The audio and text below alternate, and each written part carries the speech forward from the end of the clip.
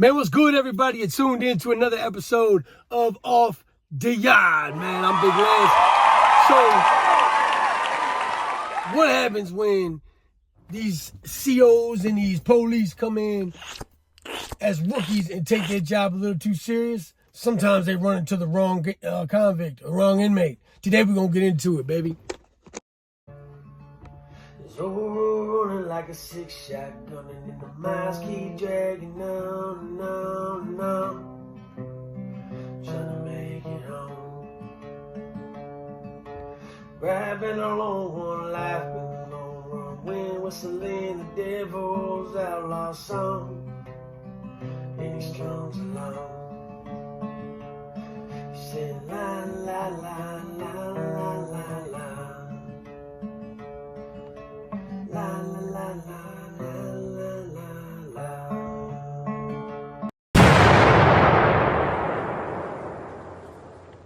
Welcome to Gladiator School. So, first and foremost, much love to the Gladiator gang, man. Salute to all my A1s from day one. Today we're gonna start this video loud and proud, baby. Feeling good, feeling very, very, very healthy. And I got to thinking, I saw a video from my brother, from another mother, Jay Williams, Let's Live Life. Let's go check him out if you haven't already, if you've been living under some type of rock or whatever and have not heard of this guy. Anyway, man, love you, bro. Have a good day today. Now, these guys that come to work in these prisons, right? For the majority, most of them are pretty decent. They're not bad dudes, man, or women. They're decent people who really think they're making a difference, which is good. You know, on either level. That's a good thing. You know, I know a lot of people give me a hard time about it, but I do support law enforcement because I have kids. So now, that being said, I've also been on the other side of that spectrum. Now, I've only gotten into it physically with one officer in my incarceration career, and that was over, honestly, a slice of cheese. I'll tell that story one day. Today, though, we're talking about a buddy of mine named Umar.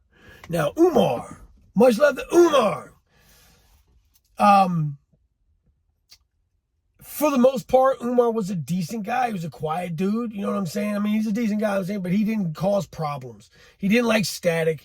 He would fight anybody. He was actually a trained MMA fighter on the street before he was incarcerated, and I actually used to train with him religiously. We would do the workouts. We would spar. We would make like mitts. We would make gloves. I mean, all types of things. Well, Umar did not like the police. He did not like anybody telling him what to do, like most grown-ass men. And it was a specific officer. He had just started. He was a rookie, and he was the guy that comes in with the pants tucked in the combat boots, with the like strap-on mace case holder thingamabob, the plastic doohickey you find at like Green Top. I don't know. Anyway. But this guy took his job very serious, man. Had the high and tight, had the, pressed ironed uniform. This guy took that $12.50 an hour very serious.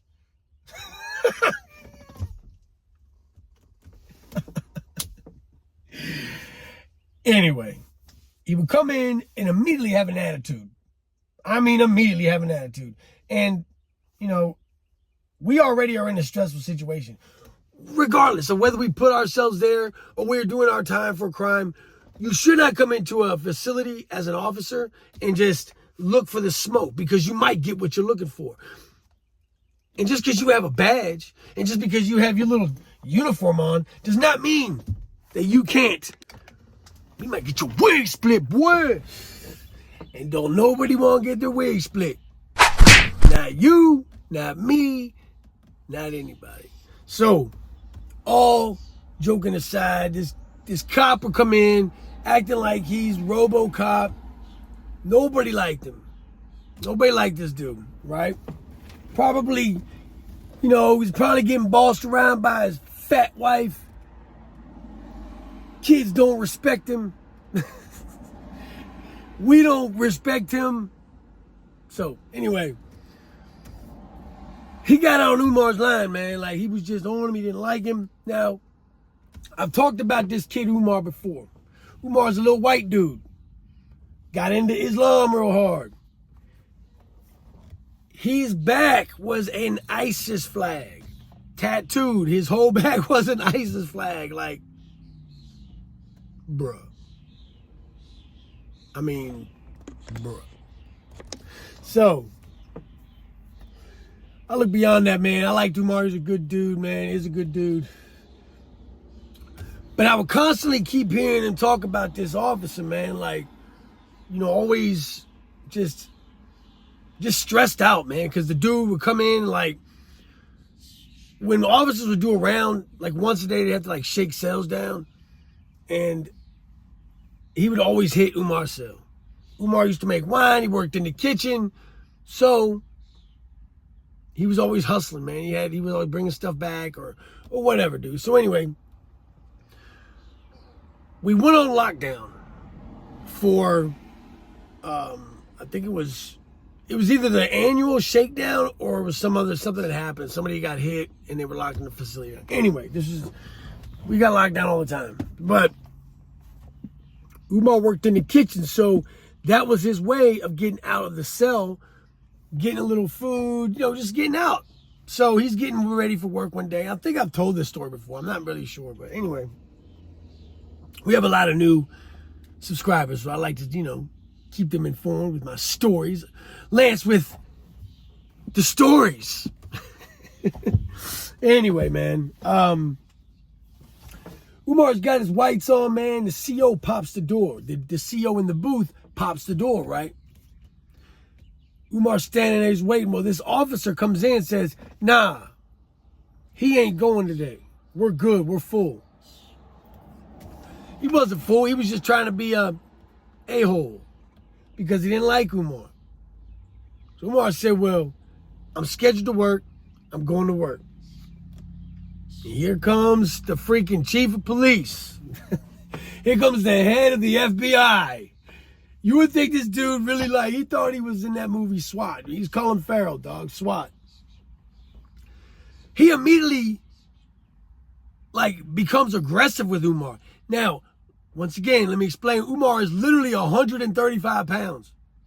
But he could squat over 600. That's not a lie. I've seen him do it. And, I mean, he knows that stuff, bro. He knows it. You know what I mean? Hit him with the ball. So, yeah, man. So, he's standing there. Umar's standing his ground. He's like, I'm not going back in the cell, man. I'm supposed to work. I'm going to work. Do what you do. So, he calls the code. Right? 1033 or something like that. I forget what it was. But it's like when you call because somebody's being violent. Boom, it's a code. Next thing you know, here comes the sergeant, the lieutenants, SRT. I mean, the goon squad showed up. Let's go. Why do they have to do that? Umar is with the business. He's like, what's up? And I'll never forget watching this thing go down. So, Mr. Tuck his pants. That's what we'll call him, Officer Tuck his pants.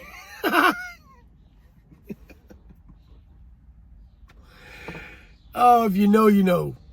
Anyway, Officer Tuck his pants tries to go in for like a I don't know, a double leg takedown or something he saw on TV, but did not execute this move very well. And Umar definitely was ready for it. Took him to the ground and started literally comically, whatever the word is, dismantle this guy's whole fight game. And he was talking crap to him while he did it. He was like, he was explaining the moves to the guys he was doing it to him. And the other officers are getting kind of a hoot out of it. They're laughing at the dude, right? Because they know Umar. They know they've squabbled with him before. Well, they can't allow their officer to be beaten up, so they start to jump in, and this little 135 pound dude had big wreck, man, mad squabbles. They had no wreck for this dude. They couldn't do nothing with him.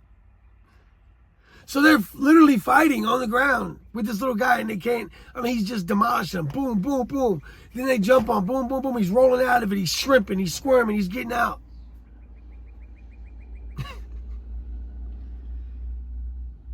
They end up spraying him, of course. But when you've been sprayed a buttload of times, it really doesn't affect you like it does the first couple of times, man. It's just kind of, you know what not to do. You know not to breathe it in through your nose. You don't have to wipe your eyes. You know what's going to happen if you do certain things. So that being said, they get him subdued. They get him in cuffs. Now, this dude is hot. This officer is hot.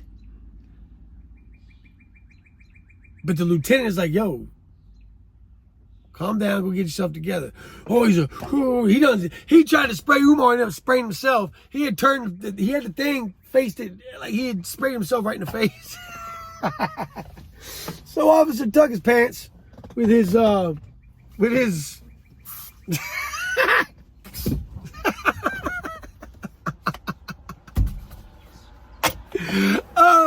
man, you had to be there, bro.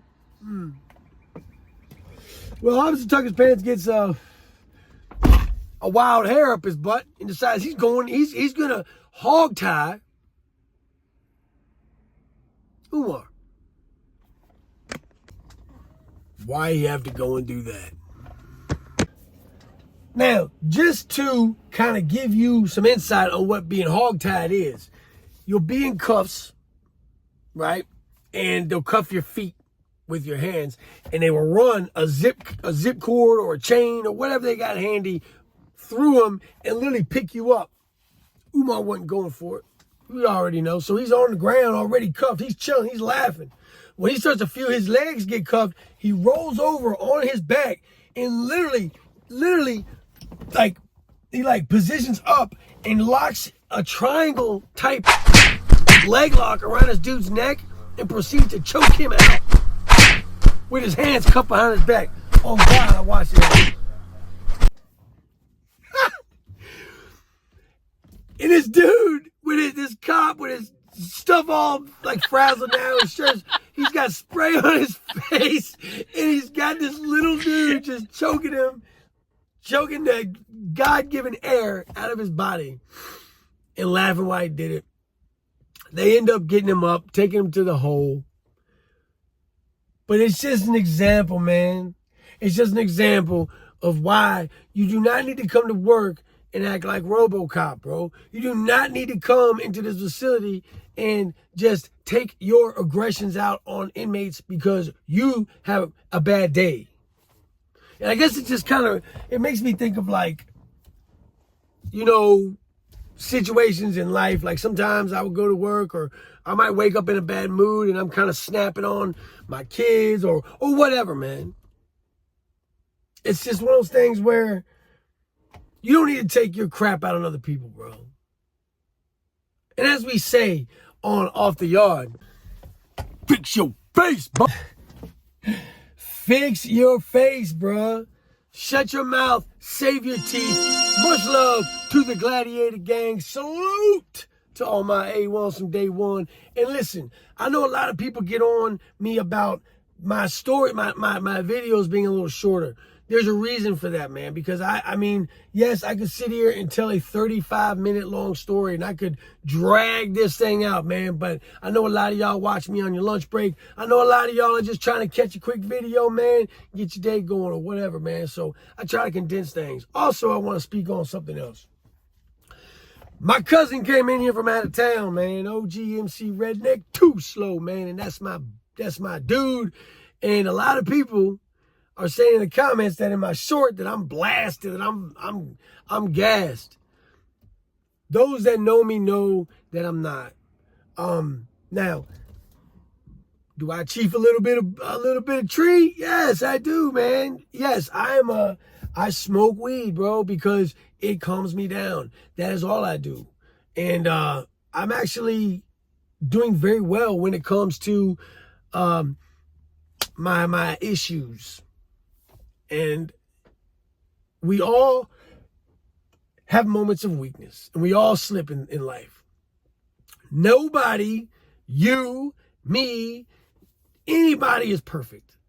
We have our demons, we have our flaws, and that's just the way it is. Now, I'm one of those people where, like, the term relapse, I think, is a term that is used by people who run these addiction centers and things. They make you feel so bad about a relapse. Let's just call it a lapse. We don't have to call it a anything. It's just a lapse. It's just a moment. It's just a move. If you're an addict, 9 times out of 10, there'll come moments and times in your life where you're going to mess up. Don't dwell on it, bro. Don't take that one mess up and just make it be the definition of your existence, bro. Move on. Let it go. Let it go, man. Love yourself. I love you. I'm Big Lance. Much love to the Gladiator Gang. Salute to all my A1s from day one. And as always, man, stay up, stay out. Stay sucker free, baby. Let's go.